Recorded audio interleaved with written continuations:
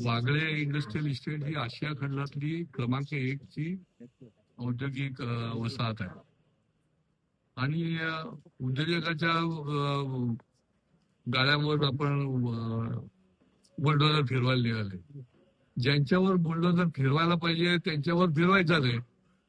आणि जे काम करणारे कष्टकरी आहे, जे कामगारांना न्याय देत आहेत, कामगारांना त्या ठिकाणी त्यांच्या हाताला काम देत आहेत, ज्या कंपन्यांच्या नावावर करोडो रुपयाचे कर्ज आहे, आणि कोविडच्या काळामध्ये देखील या कंपन्यांनी सामान जे आहे ते या ठिकाणी प्रोडक्शन करून उडवलेलं आहे. असे हे उद्योजक आहेत. क्लस्टरच्या नावाखाली तुम्ही यांना उद्ध्वस्त करायला निघाले, हे योग्य नाहीये. ही जुलूम जबरदस्तीची महापालिकेची चालू आहे. ही जी एकेकवरपणा आणि अतिरेकपणा जो चाललेला आहे तो कदापि सहन होणार नाही. याच्या पाठीमागे लघुउद्योजक संघटना पण ठामपणे उभी आहे. आणि शेवटी लघुउद्योजक जो आहे तो जगला पाहिजे. जो काहीतरी निर्मिती करतोय त्याच्याशी आपण सुसंवाद साधला पाहिजे. त्याच्याऐवजी ही 48 तासात खाली करा हे कुठल्या नोटिसा द्यायला लागले. खालती सही कोणाची आहे? महापालिकेचे अधिकारी गणेश चौधरी.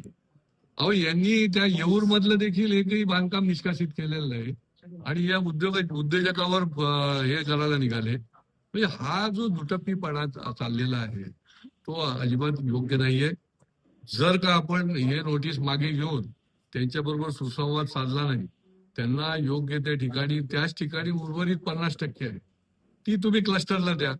क्लस्टरला यांचा विरोध पण नाही, परंतु यांचे जिथे गाळे आहेत त्या फेरोडाने दिलेले, ओनरशिप केलेले, पैसे घेऊन दिलेले ते गाळे की जे 30 वर्ष काम करतायत, तर त्यांच्यावर तुम्ही बुलडोजर फिरवणार का?